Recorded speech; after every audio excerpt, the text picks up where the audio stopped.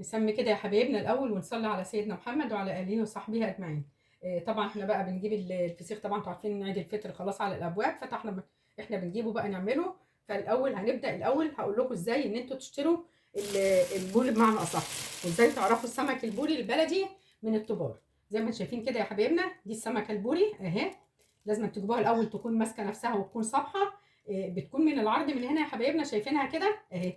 العرض بتاع الراس من ورا دي بتبقى حوالي 4 قراريط او 3 قراريط زي ما انتم شايفينها كده.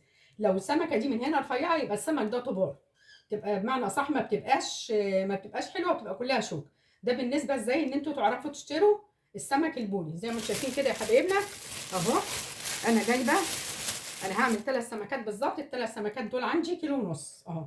شايفين السمكه من ورا عريضه ازاي؟ شايفينها اهي. لو جبتوها من هنا رفيعه زي ما قلت لكم بتكون سمك طبار. فاول حاجه يا حبايبنا بنعمل ايه بقى؟ نسمي كده الاول بسم الله الرحمن الرحيم. بنمسك السمكايه تحت الميه وانتوا قلبينها كده لتحت، شايفينها اهو كده يا حبايبنا. هنهدي الميه شويه اهي عشان طبعا الصوت، وانتوا ماسكينها كده لتحت يا حبايبنا اهي. ما تخلوش السمكه راسها لفوق.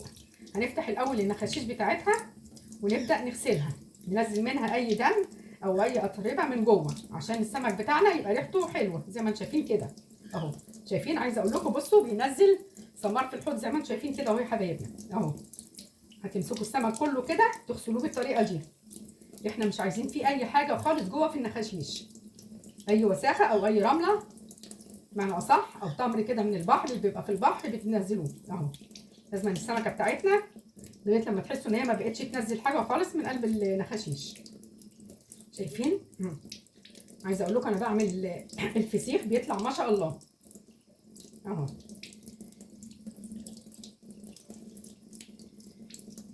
يعني شايفين كده السمكه اهي خلاص ما بقتش تنزل حاجه اهي. اهي كده يا حبايبي اهي. وهي انتوا ماسكينها زي ما قلت لكم وانتوا ماسكينها لتحت.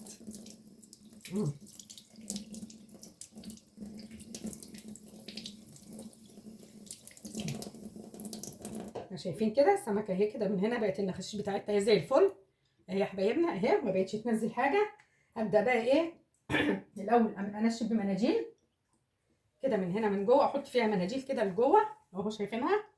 طبعا احنا عايزين ايه ما يبقاش فيها ميه، فهتحشوا كده النخاشيش بتاعتها يا حبايبنا مناديل اهو. شايفين كده؟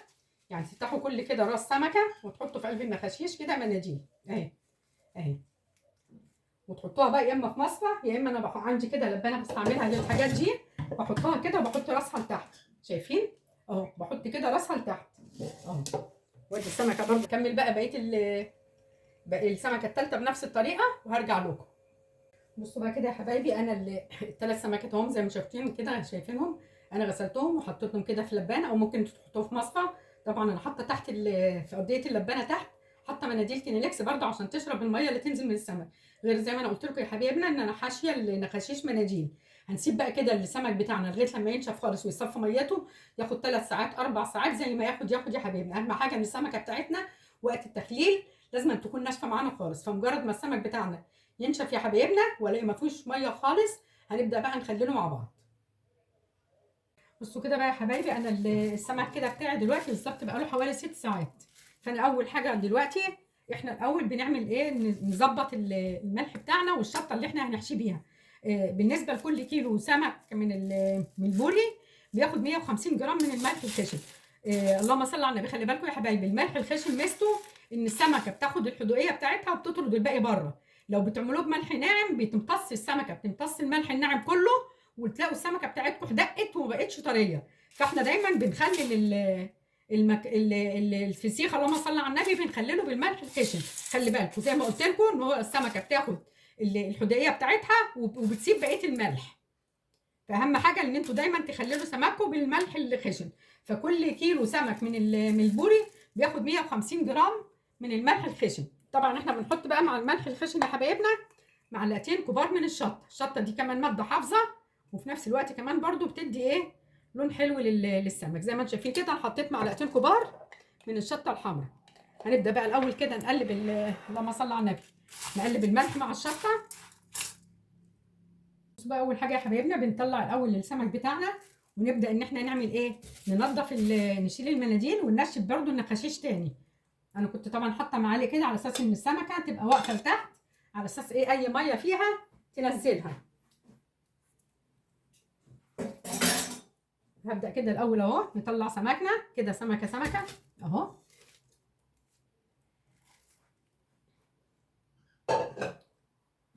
وهننشف بقى كده سمكنا من نخاشيش حلوه قوي، احنا مش عايزين يبقى فيه ميه خالص.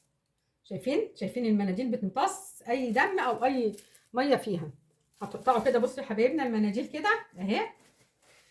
وبرده بسم الله الرحمن الرحيم تحشوا كده النخاشيش كده من القلب، من هنا من ناحيتين تاني وهنا يا حبايبنا كده اهو. وتتكوا كده على راس السمكه من هنا كده اهو، في سبيل ان لو فيها اي ميه المناديل تمتصها. شايفين كده اهو اهو كده بنسحب اي ميه تاني في النخاشيش اهي. بصوا اهي النخاشيش بتاعتنا، بصوا هي حمراء وزي الفل. خلي برضو يا حبايبنا كده بتفتحوا بق السمكه كده اهو بالمنديل برضو وتطلعوا منه اي ميه برضو من جوه زي ما انتم شايفين كده اهو. هخلص وارجع لكم.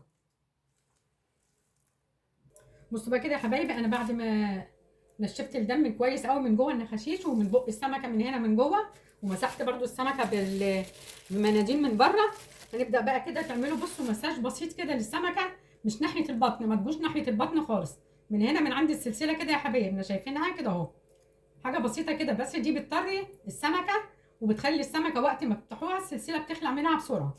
يعني مش ما تجوش ناحيه البطن زي ما بقول لكم كده اهو. شايفين اهو 3 سمك. هنبدا بقى الاول خالص نحشي النخاشيش بتاعتنا كويس زي ما انتم شايفين كده اهو اهو. بسم الله الرحمن الرحيم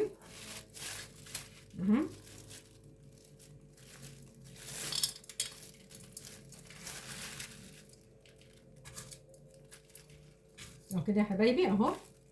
تحشوها كويس وبعدين تفتحوا برضو البق بتاع السمكه من هنا كده. شايفين كده اهو اهو. مش عارفه انا الكاميرا مبينها ولا لا اهو. وبرضو تحشوها كده شويه برضو ملح بشطه. يبقى كده النخاشيش اهي اتحشت كويس يا حبايبنا اهي، يعني حشيناها كويس قوي اهي اهي. هنبدا دي كده اول سمكه كده اهي. هنبدا برضو نعمل الثانيه. انا هعمل لهم ال3 وبعد كده نبدا نرصهم في الشنطه مره واحده زي ما انتم شايفين كده اهو اهو. برضو تحشوا. بصوا بقى يا حبايبنا الاول كده هتكونوا طبعا محضرين جنبكم كميه شنط كويسه، يعني 7 شنط 10 شنط الشنط اللي عندكم. بس اهم حاجه الشنطه يا حبايبنا تكون كبيره، وفي نفس الوقت الشنطه ما تكونش مخرومه من تحت او ما تكونش متقطعه، على اساس لو الشنطه متقطعه ممكن تنزل ميه وتبوظ لكم الدنيا. احنا الاول هنحط هنا شويه رشه كده من نفس الملح بالشطه كده في ارضيه الشنطه كده اهو كده اهو يا حبايبنا اهو. بسم الله الرحمن الرحيم. نمسك كده، امسك اول سمكه. الشوكه دخلت في ايدي معلش اهو. هنمسك كده اول سمكه كده يا حبايبنا كده اهي، وندهنها برده كده بسيط زي ما انتم شايفين كده اهو اهي. شايفين اهي. وتبداوا تحطوا السمكه بطنها لفوق ومفروده، السمكه مش عايزينها متنيه زي ما انتم شايفين كده يا حبايبنا اهو. شايفينها اهي السمكه اهي. بصوا بطنها لفوق زي ما انتم شايفينها كده اهو. نبدا بقى نحط برده السمكه الثانيه اهي. برده هندهنها كده بسم الله الرحمن الرحيم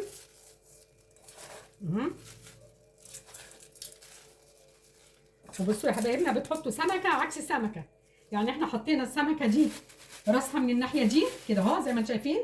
هنحط السمكه الثانيه راسها الناحيه الثانيه وبرده بطنها لفوق، ما تحطوش السمكه مقلوبه اهي. وادي برده السمكه الثالثه اهي. بسم الله الرحمن الرحيم. برده هندهنها كده اهي بنفس الملح والشطه اهي، ونحطها برده عكس السمكه الثانيه اهي.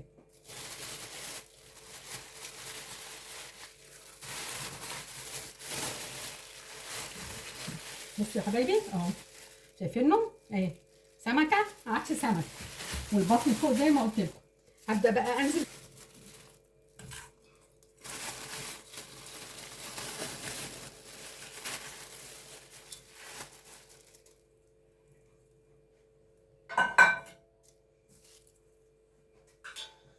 ادي كده يا حبايبنا السمك بتاعنا اهو زي ما انتم شايفين اهو. بصوا اهو نزلت عليه كده بقيه بقيت الملح والشطه اهو شايفينهم يا حبايبي. هنبدا بقى كده ايه نلف الكيس ونطلع الهواء، مش عايزين هواء خالص في قلب السمك اهو. بسم الله الرحمن الرحيم. واهم حاجه يا حبايبنا الهواء، ما تخلوش هواء خالص في قلب الكيس اهو. شايفين اهو، حاولوا تخرجوا الهواء على قد ما تقدروا اهو. وهنبدا نربط كده اول كيس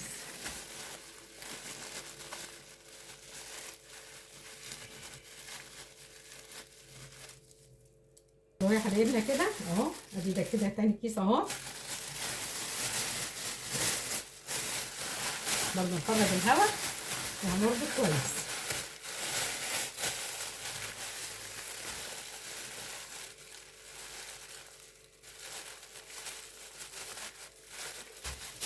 ادي كده تالت كيس اهو. بصوا بقى كده يا حبايبي، اخر كيس لازم يكون الكيس بتاعنا اسود، لان المفروض ان هو ما يتعرضش للضوء، فدايما بنخلي اخر كيس بيكون اسود زي ما انتم شايفينه كده اهو. ادي اخر كيس اهو. بسم الله الرحمن الرحيم.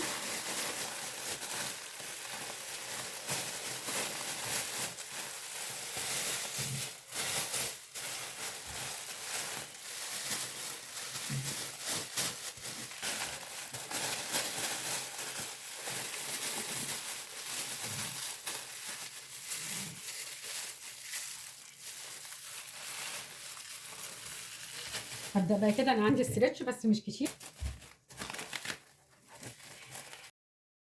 زي ما انتم شايفين كده يا حبايبي. انا بعد ما غلفته بالاسترتش انا حطيت عليه ستيكر عشان لما اجي اقلبه ابقى عارفه انا قلباه ازاي. فان شاء الله النهارده مثلا انا حاطاه كده، بكره كده هنفضل نقلب فيه يا حبايبي. احنا طبعا بقى عشان ان احنا بالنسبه في ان الجو برد، فانا هسيبه لمده 15 يوم. يكون لو الجو لو احنا في الصيف هنسيبه لمده 12 يوم او 11 يوم. فان شاء الله مجرد ما افتح عليه يا حبايبي هوريه لكم. عايزه اقول لكم بقى يا حبايبنا بقى لو وصلنا لغايه هنا ما تنسوناش بقى في الشير واللايك وعلامه الاشتراك. اترككم في رعايه الله، والسلام عليكم ورحمه الله وبركاته.